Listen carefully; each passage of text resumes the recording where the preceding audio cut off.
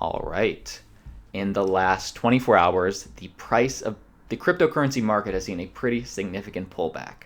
The price of Bitcoin dropped over 10% yesterday, with the rest of these altcoins dropping anywhere from a minimum of 15 to 20%. Now that we've had 24 hours coming off of this reversal, now that the market has had a little bit of time to settle, I want to take this opportunity and zoom in on Bitcoin and the price and have a discussion based on some key metrics where we see the price of Bitcoin trending next. Also, I have 4 major news stories for you, including another confirmation out of China involving Jihan and Bitmain. I have a new Ripple announcement I want to clue you in. We have 3 major updates on Energi and the Energi token. I want to take a look at what they've accomplished over these last few months. And I want to end today's video, if you choose to stick around. This just got filed yesterday, so this is a new piece of information. We have a new Bitcoin ETF that was filed, and it's also physically backed by Bitcoin, which is why this is significant to me. And I just want to clue you in on what to expect and how this is different from the other physically backed Bitcoin ETFs that we've seen, and the SEC's views on cryptocurrency going into 2019. All this and more here at Altcoin Daily, where you subscribe for a video on cryptocurrency every day. My name's Austin, and like always, let's jump in. All right, quite the intro. Feel free in today's video to crank that speed up to 1.5 or 2.0, just because I'm going to take my time today because I have taken some notes. I just want to make sure that I give you all the information as accurately as I can. So let's jump in. Right now, so we are seeming to settle. If we zoom in on the Bitcoin price, I guess the major winners for today, the altcoins that are recovering the most are XRP, Stellar, and Tron. They're the only ones in the top 10 in the green, while everything else is in the red today. But again, most of these altcoins are down at least 15%. So if we zoom in on Bitcoin, I mean, if you've been watching this channel, it's not a surprise. I mean, we're all hoping that Bitcoin would continue to rise, but it's not a surprise that we've seen this correction, because 3 separate times, this is Bitcoin over the last 3 months, 3 separate times the Bitcoin price has attempted to go over 4,200, every single time being denied, with the volume getting lower and lower every time. So if we're looking at volume today, it's really no change. Pretty much the exact, with a lower price, that's the exact same volume that we saw the other day. So before I make any rash decisions, I'm going to be looking to see how Bitcoin finishes off this week, and what the Bitcoin price does over the weekend. But to me, looking at this, and I hope I'm wrong, but I think we might be in some jeopardy of either just sideways movement, which would be fine, or we might be close to seeing more low, to reaching the all-time lows for last year. I think we're a lot closer to seeing those lows than we are to seeing 6K at this point. Let me know what you think. Let's get to the news. And again, feel free to like the video if at any point you find value today.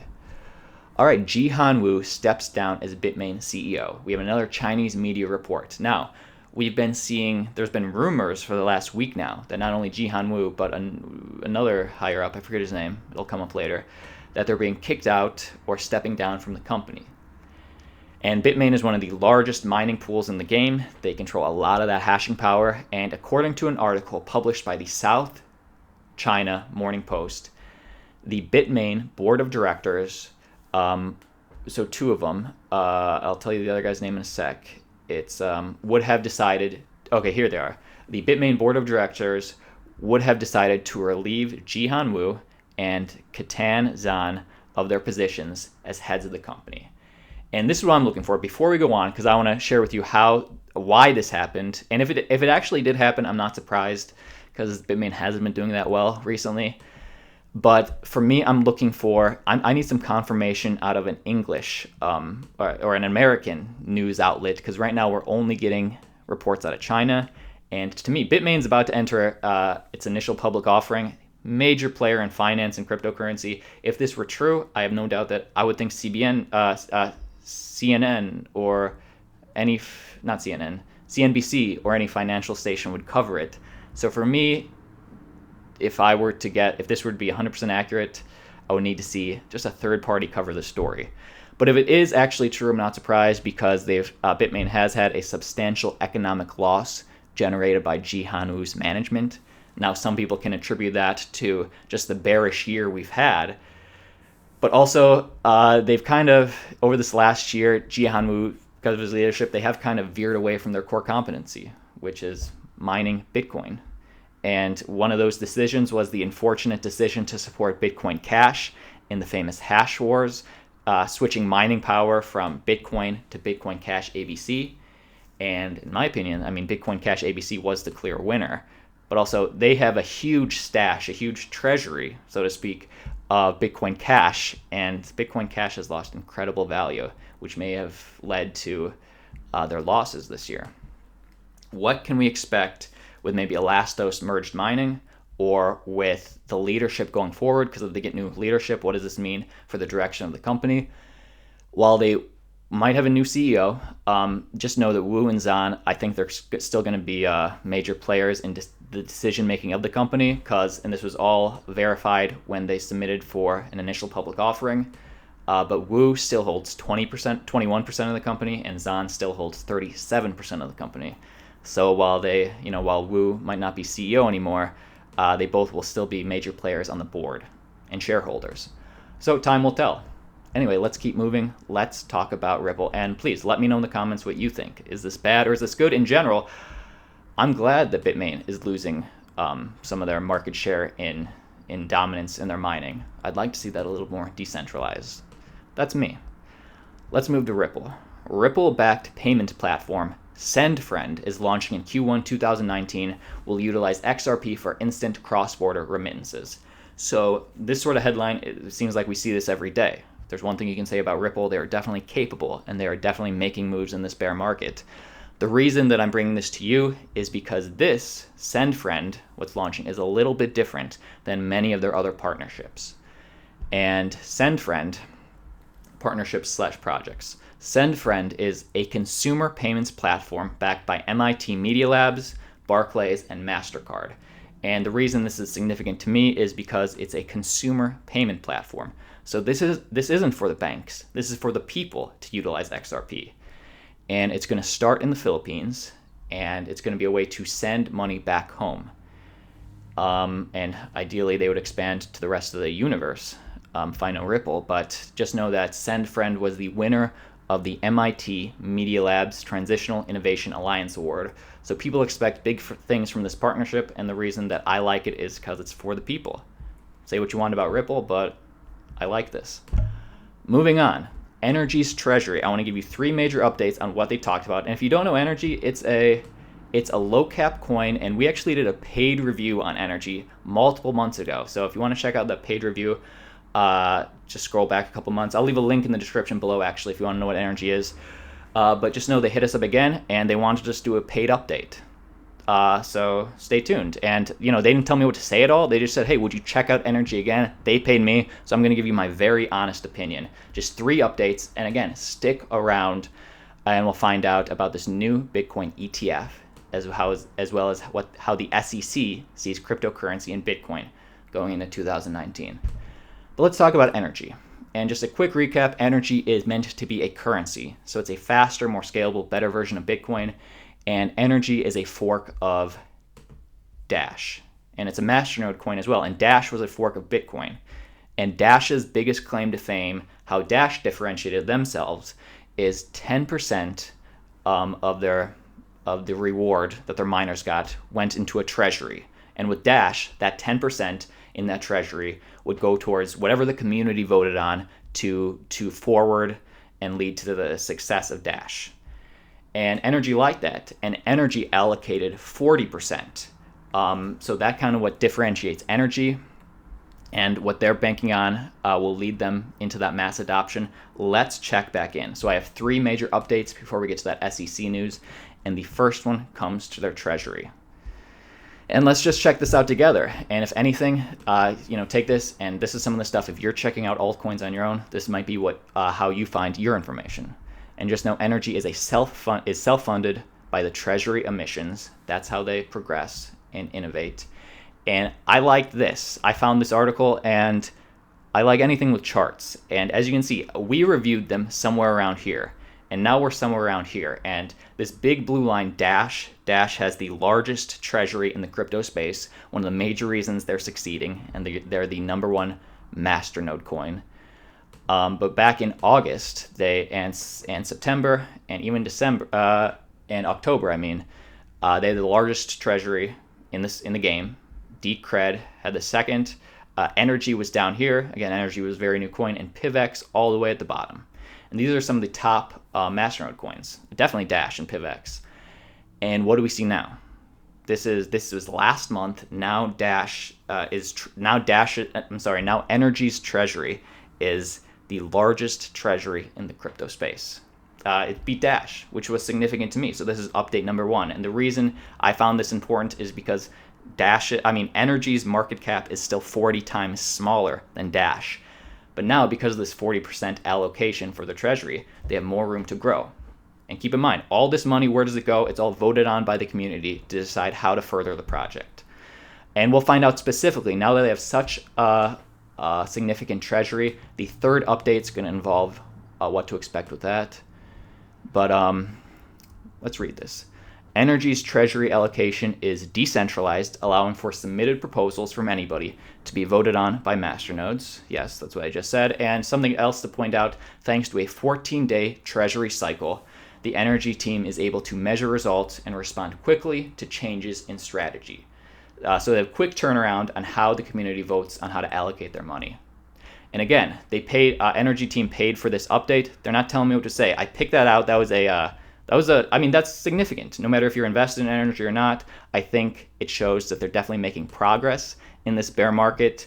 And check this out. This is way better than a lot of other cryptocurrencies are doing. That's just me being honest.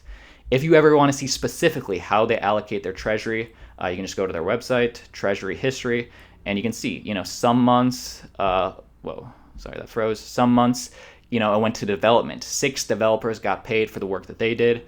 Some went to operations, some went to marketing. Some months are better than others for marketing. It just depends on what the community votes on. That's update number 1. What is update number 2? Let's go a little quicker. Update number 2 is DigiFinex. I was checking out their Twitter, and NRG, which is their token, it's now listed on DigiFinex, which is the 4th ranked cryptocurrency exchange. So that to me says more liquidity, which is always good, and it opens up their token for way more people to get involved. That's update number 2. And let's go to update number 3, and I just want to go down their roadmap. And again, let me know what you think in the comments. I think, as I remember, some of their leadership was commenting under my last video, so if you have specific questions, hit up their Telegram. There'll be a link down below, or just comment. And let's see, their first update that I found significant was Q4 of last year. Their official mining pool was opened up or was released back in November. And now that they have an official mining pool, it allows for greater participation in mining. And if you have more miners participating, that leads to a better hash rate, which leads to a healthier ecosystem, mining-wise, that is. 2 more things on the roadmap. In Q1, they're switching from, so this is coming up, they're switching from proof of work to proof of stake. Now, this is something very common that we see a lot of major cryptocurrencies doing, including Ethereum. Their Aetherium transition is happening next week. Why this is significant for Energi, for what I can take, it's going to give more people the chance to earn NRG coins and not just Masternode holders. Because if you check out Masternode.online, and this is something else significant, and again, this is just me looking at Energi. They're not paying me what to say. When I first reviewed them, Energi was not even on the first page, I don't think, and now they're number 5 or 6. And if you want to hold a Masternode, it's going to cost you 10,000 coins.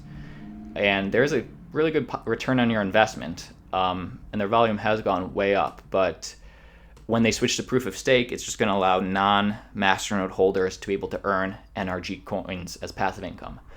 And their last thing, and this was a big question that I had, all right, so what if you have a treasury? How are you going to use it?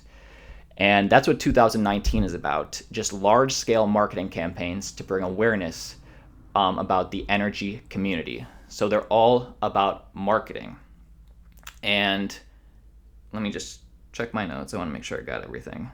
Oh, yeah. And I point blank asked them, with this strategy, what specifically are you going to be doing? And they do a lot of different marketing, but What I like about them is that they're testing many different marketing ways. Maybe it's hitting up YouTubers, maybe it's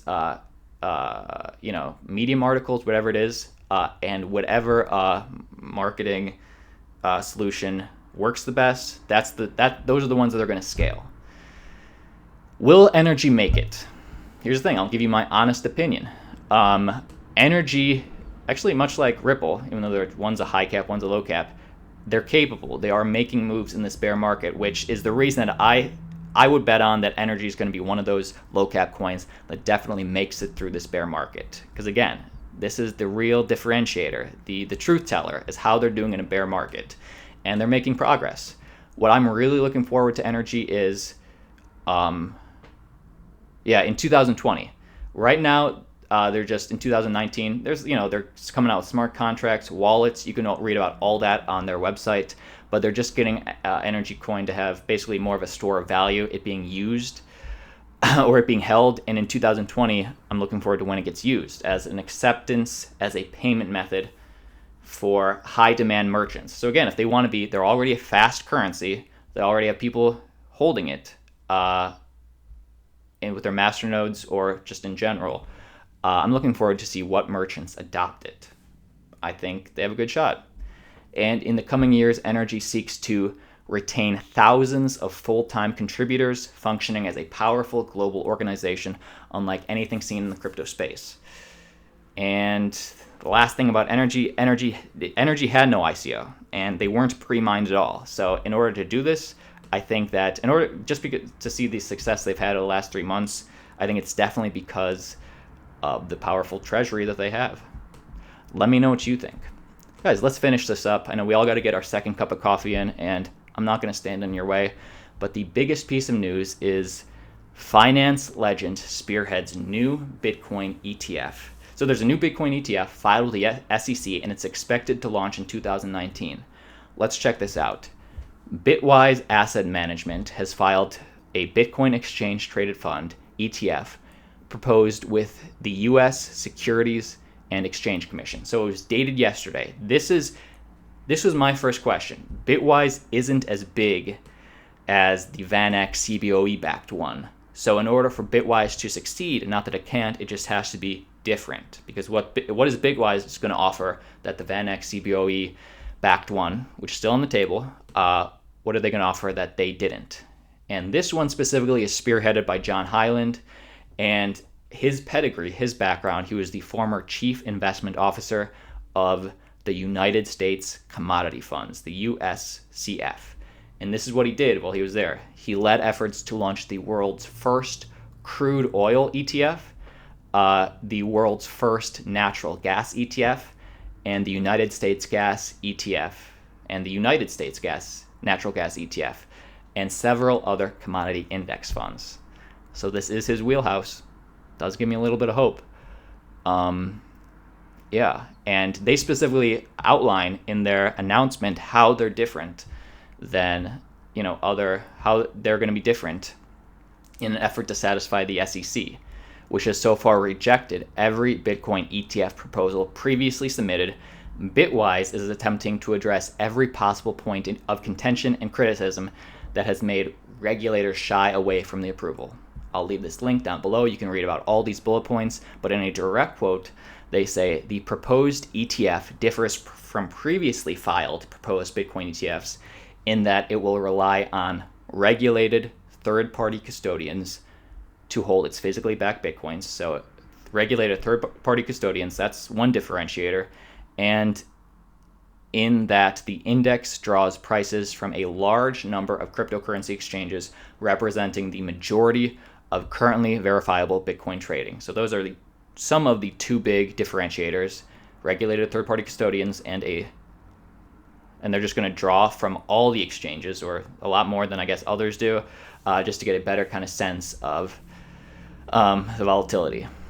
I don't know. I mean, I look forward to learning more. I think their first decision comes after 60 days, or maybe it's 90.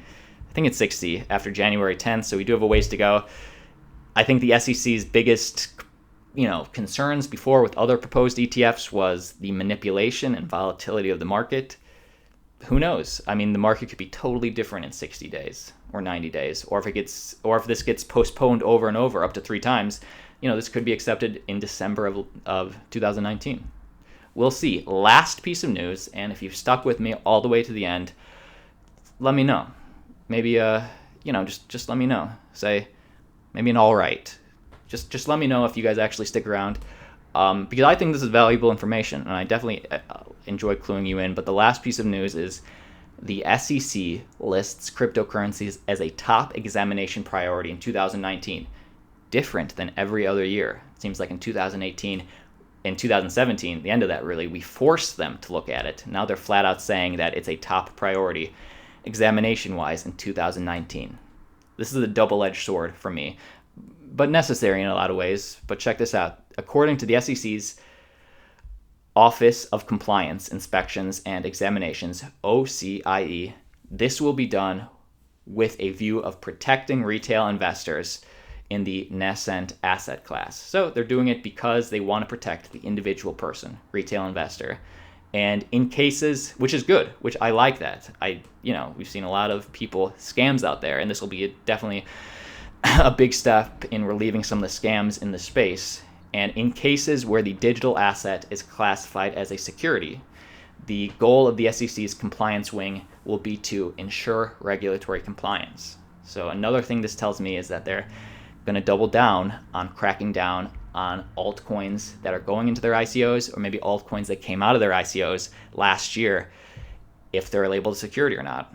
We saw some of that at the last part of last year. I think we're going to see a lot more of that. Let me know what you think in the comments. Team, this was the video today. Have a great weekend.